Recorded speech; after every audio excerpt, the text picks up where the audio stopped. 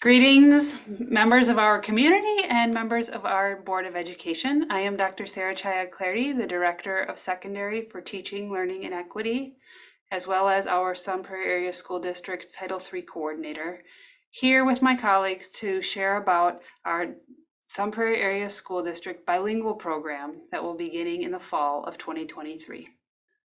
Rick? Hi there, I'm Rick Miller. I'm the Director of Elementary Teaching, Learning, and Equity.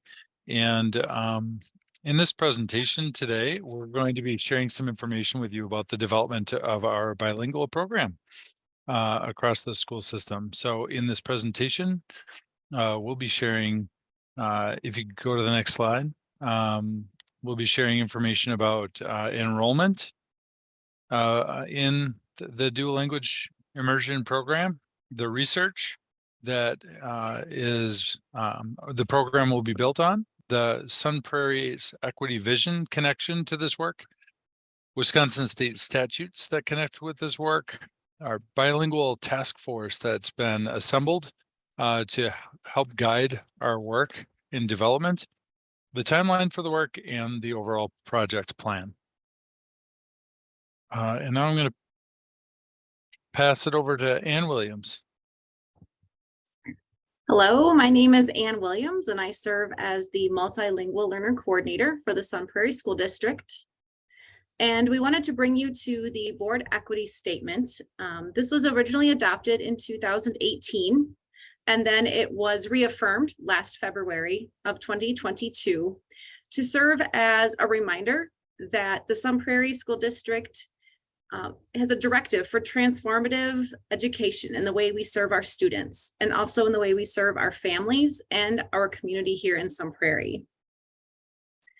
On this slide, you will also find the mission and equity statements for the Sun Prairie Area School District. I invite you to pause if you would like to read through each statement. Know that we used this statement and the mission of our school district when we were developing the bilingual programming and what that means for our families, our community, and our students. As Rick mentioned, part of this research and part of our work had to center in our current enrollment. We looked back on the last 4 years of our multilingual learner student enrollment here in Sun Prairie. And on this slide, you'll see a graph and a chart. Both the graph and the chart share the same information, just in 2 different modes. And if you look at the chart, you will notice in the first column, the number of multilingual learners here in Sun Prairie has continued to increase. And in that second column, you will notice the number of Spanish-speaking students who are also multilingual learners.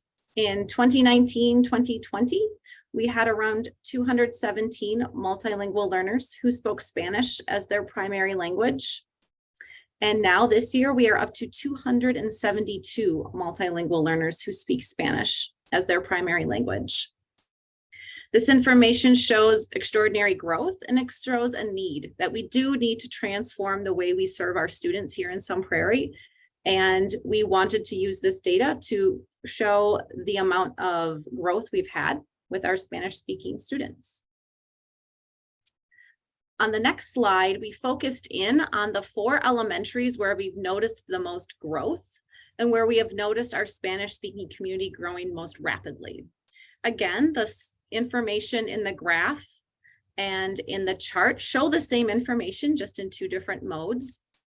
But we really wanted to highlight the percentage increase of the 4 target elementary schools and the growth of the Spanish-speaking multilingual learners. For example, if you look at Northside, in 2019-2020, 40% of our multilingual learners spoke Spanish at Northside. Now 56% of the population at Northside speaks Spanish as their primary language within our multilingual learner department. You'll notice the rapid increase. And again, you will notice that this data just helps us to prove that we need to transform what we're doing for students. We need to make sure that we are targeting the best education for our students and also including our families and our communities and what would be best for their children. And now I'm going to hand it over to Sarah again. Thanks, Anne. The research is clear that what we do with our multilingual learners and when we afford home language instruction, the greatest gains happen through dual immersion programming. The research that's shown on this slide comes from two professors, namely Virginia Collier and Wayne Thomas, who are both from George Mason University and are internationally known and renowned for their long-term research into English learner achievement. They have done studies as well as meta-studies, which means they've done studies on studies, and have examined hundreds of thousands of students across decades to look at their achievement over time. This research slide shows the different forms of bilingual programming that are available for students to access depending upon what a school district puts in place, and the achievement outcomes that happen across the grade levels, beginning with first grade on through 11th grade. So the type of programming noted on this slide ranges from pull-out English as a second language, where students would be in the classroom and receive their services outside of the classroom, would be according to the research, the lowest indicator of achievement across time. Content-based English language development, which is currently what we have in place here in Sun Prairie. We serve students in the classroom, largely. There may be some pull-out instruction, but largely we serve students with our multilingual learner staff through English language development in the classroom. That you can note on this slide on the graph line that is second from the bottom in terms of achievement outcomes over time for English language learners or multilingual learners. There are also other programs which have different models of the way in which language is acquired and added to over time. As you can see, what is the highest on the chart is two-way dual language immersion, where students are learning two languages. There's two populations of students in the context of a Spanish-English dual language immersion program. Half of the class would be composed of Spanish language learners. Half of the class would be composed of English or other language learners. And those two groups would stay together and learn English and Spanish in all content areas across time. And again, what this research shows over and over and over is that there is a very strong rationale for any district to begin a dual language immersion program for students at the earliest grades and continue it over time. We're fortunate to live in a state where the achievement that was just shown and the programming that can be put into place is protected by state statute for specific populations. There's a lot of state statute here, and again, this would be a time to pause the video if you'd like to thoroughly read through all of the laws that I'm about to share on the next 3 slides. Wisconsin State Statute 115.95 shows that and names that classes that are conducted in English do not always provide adequate instruction for children whose English language abilities are limited or non-existent. So newcomers to the country or students who are acquiring a second or subsequent language. It also names that it's beneficial to pupils from bicultural and monocultural backgrounds to participate in bilingual bicultural programs where such programs are available in order to instill respect for non-English languages and cultures in all pupils. To this end, this subchapter also establishes bilingual bicultural educational programs in school districts where there are specific concentrations of limited English proficient pupils, which is the term our state uses. Limited English proficient or LEP students would be students who we classify as multilingual learners within the attendance areas of particular schools. It's also affirmed in this policy that fundamental courses may be taught in the student's non-English language to support the understanding of concepts. There are some exclusion for some languages. However, Spanish is not one of them, which I'll show in just a moment. We also give special recognition to persons who possess a reading ability and a speaking fluency in a non-English language and an understanding of another culture. So there's a lot of affirmation of home language, regardless of whatever language is or languages are spoken in the home. Our state really protects that instruction in the school system through these state statutes. Continuing further with 115.97, a school board may combine pupils in attendance areas at separate schools when establishing its bilingual bicultural programs. We are bringing forward that is what we are seeking to do for this coming fall. It also clearly states that there is nothing that is written in here that shall be construed to authorize isolation of students who are multilingual learners or limited English proficiency for a substantial portion of the school day. So it is not acceptable to exclude multilingual learners, portion them together and serve in an exclusionary way. However, pupils may participate in bilingual bicultural programming for students who are admitted to the program. Number 2 is extremely important with our work at this juncture. It states, if in a language group, there are 10 or more limited English proficient pupils in grades kindergarten through grade 3 in attendance at a particular elementary school and whose parents or legal custodians give written consent to the pupils to be enrolled as a multilingual learner in the system, the school board shall establish a bilingual bicultural education program for students during the school term. And that program shall be taught by a bilingual teacher. We are at those metrics for the 4 schools that Ann showed on our previous slide. Those schools namely are Westside, Northside, Creekside, and Royal Oaks. You may ask the question, with the number of English language learners, and specifically who speak Spanish, that we've had in our system, why are we bringing this forward now? Why didn't we bring it forward sooner? And naming that we've recognized the number of pupils that we have. We had previously considered whether that number of 10 meant students in a specific grade or if it meant students within a grade band. And we were in contact with the Department of Public Instruction through multiple communications to get that clarity. And that clarity is that when there are 10 students within the totality of kindergarten, first, second, and third grade in a school together, that is when that law affords the bilingual program to be in place. And again, we are at those metrics in 4 schools and have been for the most recent years. There's another paragraph here that says that we are, as stated, required to establish a bilingual bicultural program, but bilingual teachers for that language group, if they're unavailable, that we may have certified English as a second language teachers be the one to deliver that instruction. Note in 5B, that does not apply to the program for Spanish-speaking pupils.